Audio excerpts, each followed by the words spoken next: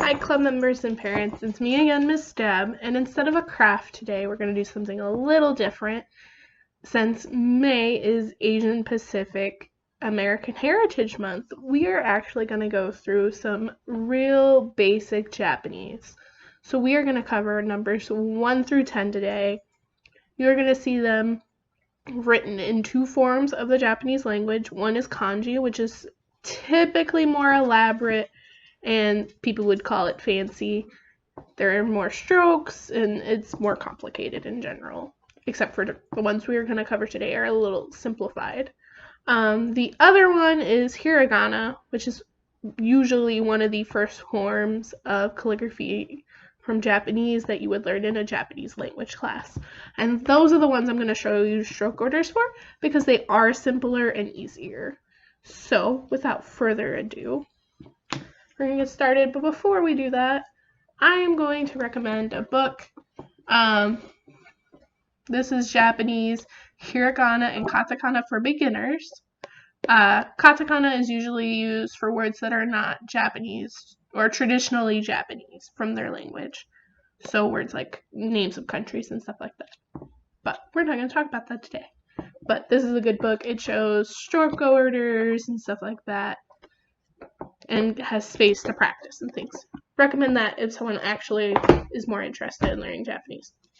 But today we're going to cover numbers. So first number is going to be number 1. Number 1 is going to be really easy as far as kanji goes.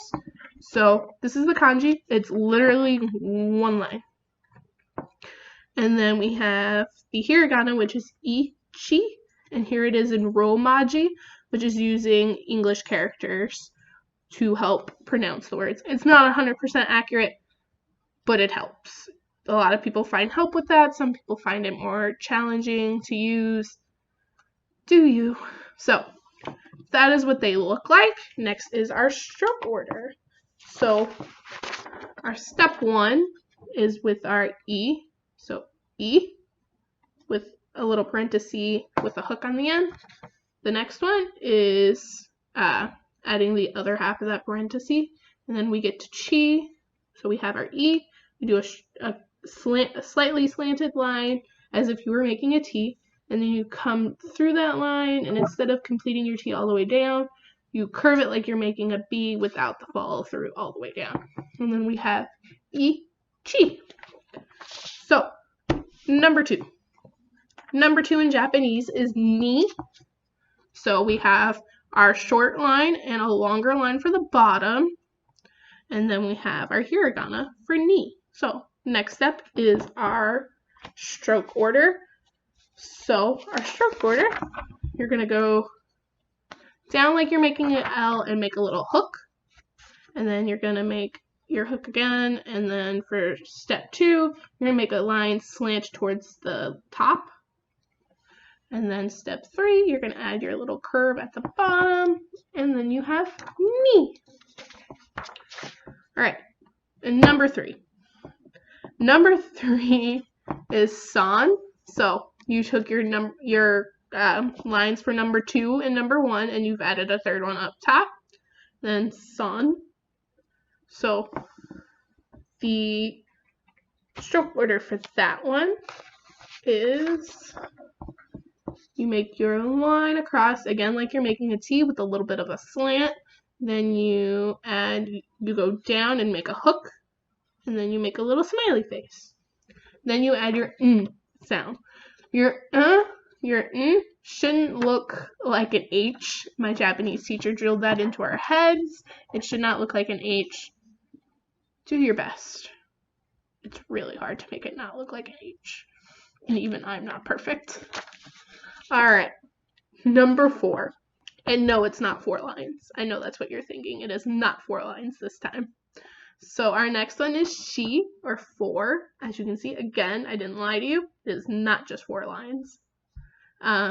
You have your kanji. Again, this is a more difficult kanji for some people compared to the first 3 we covered. And then it's just a little fish hook for shi. So stroke order for that one is going to look really simple. It's a fish hook. I don't know how else to explain that. it's a fish hook. I guess you could say it's a J, backwards J. Either way works. So next is 5, which is go. Again, we are getting a little more complicated in the kanji, and then go. So a thing about go, and you'll see this when we get to 10 as well, is it has these quotation marks at the end. So without these quotation marks, this would actually be ko, like Coke, because it kind of looks like a can of Coke. That's what my Japanese teacher told us. And it's just a form of changing the pronunciation to go. It is very important that those are there. Otherwise, it means a whole different thing. So, our stroke order for that is a little hook, and then our bottom, and then our quotation marks. Again, very important those quotation marks are there. Otherwise, it means a whole different thing. And you don't want to offend anyone. So, 6 is roku. So our kanji looks a little simpler than 4 and 5, but still more difficult than 1 through 3. And then roku. So our stroke order for that is going to look like this. Again, I am not perfect. So ro has a very easy stroke order. So, and then ku. It's just a little Pac-Man, a little curved Pac-Man mouth. So, roku. And then 7 is nana. Again, my Japanese teacher always thought of banana, nanas, because this kind of looks like a bunch of bananas, I guess. So, our hiragana is a little bit harder, so we're going to go over that here in a second, but that is nana for 7. So, nana, you have your slanted line like you're making a T. You finish your T with a little bit of a slant. Again, I am not perfect. So you got that. Then you make a little, bracket. Is that what that's called? I don't know. But a little hook. And then you make your little, like you're making a cursive, you're making an upper case cursive L. Sorry, my alarm's going off. Uppercase L when you do cursive. And then you start the process over again. But that is nana. So number 8 is hachi. So again, this is our kanji. It is simpler than some of the others. And then we have ha-chi. You're going to be seeing a lot of this here soon. And I even messed up on this card because that's not chi, that's sa. So I'm going to correct that right now. I have fixed my mistake again. I am not perfect. I apologize for that because you don't even need to know san for any of the numbers. But anyway, hachi. Again, we have that chi from ichi earlier. So hachi. And now on to the stroke order. So again, we have our little L with a hook, and then our L gets our line like we're doing a T. We finish that T, but with the bottom you make a loop like you would for a uppercase cursive L. So, and then you make your chi as we've already covered, and then you have hachi or 8. All right, number 9 is super easy. It is ku, which looks easier in hiragana, as I've said, than it does in kanji. So that is ku. This is ridiculousness. I wouldn't even know where to begin with that stroke order. I did the best I could. And then ku, which is like that bracket we talked about earlier. It just, or I guess it's a less than sign. That's a better way to describe it. It's a less than sign. It's ku.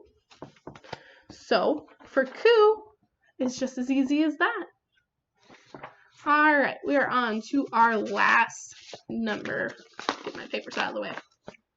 Our last number is 10, and it is ju. You're going to see something with ju as I discussed with go. It is those quotation marks again. So we have our kanji, we have our hiragana with the quotations, and it's ju. If you take that away, it becomes for because it is she. So keep that in mind when you are practicing. So you make your little fish hook or your backwards J.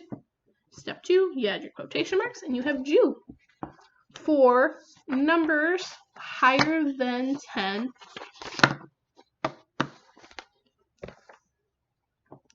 but lower than 20, you do add Jew to the beginning. So it'd be Jugo is 15, or Jushi is 14. So it's very similar if you've taken Spanish.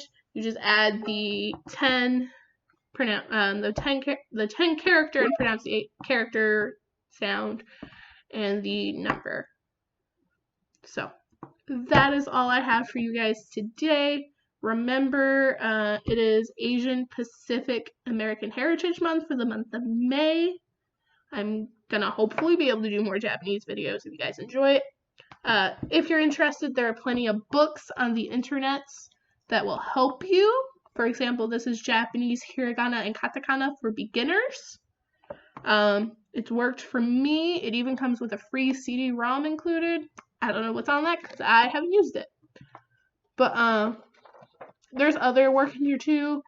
It goes over here all of the hiragana characters. It goes over some katakana, and then I think it goes over family names, and then some common mistakes, and then there's a map of Japan and stuff like that. But that is all I have for you this time.